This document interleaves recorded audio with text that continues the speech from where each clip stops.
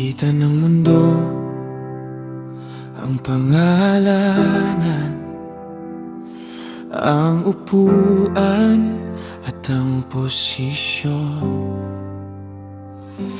ang taas ng isang tao at ang lawak ng kanyang impluwensya. Ngunit sa iyong kaharian, iba ang sukatan mo. Hindi ang nakikita ng mata, kundi ang puso sa harapan mo.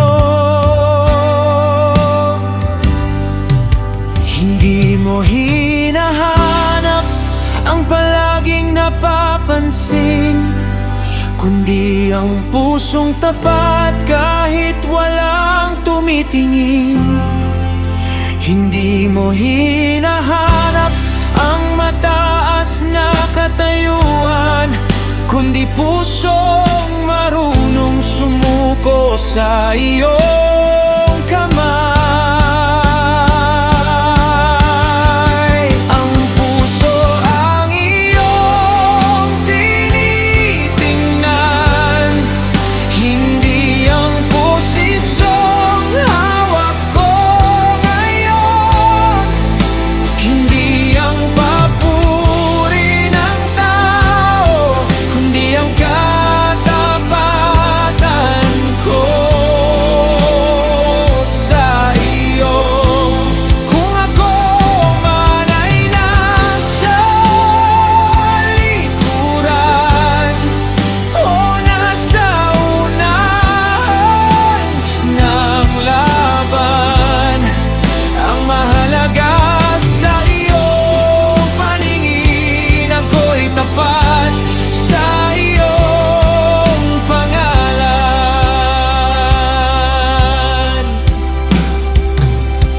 Maaaring nasa taas ang isang tao, ngunit malayo ang puso sa iyo.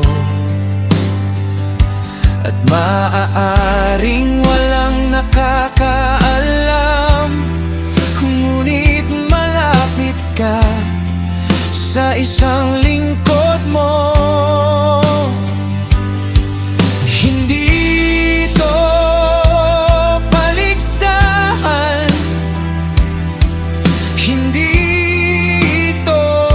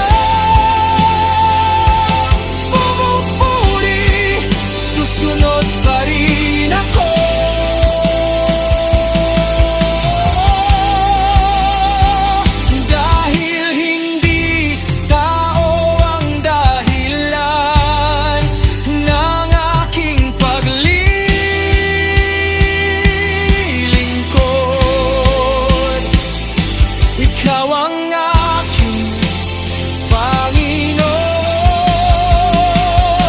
Ikaw ang aking layunin. Ang puso ang iyong tinitingnan, hindi ang posisyong hawak ko ngayon. Ang lahat ng mayroon ako ay biyayang mula sa iyong kamay. Hindi ako tinawag upang maging dakilan sa mata ng mundo. Di ba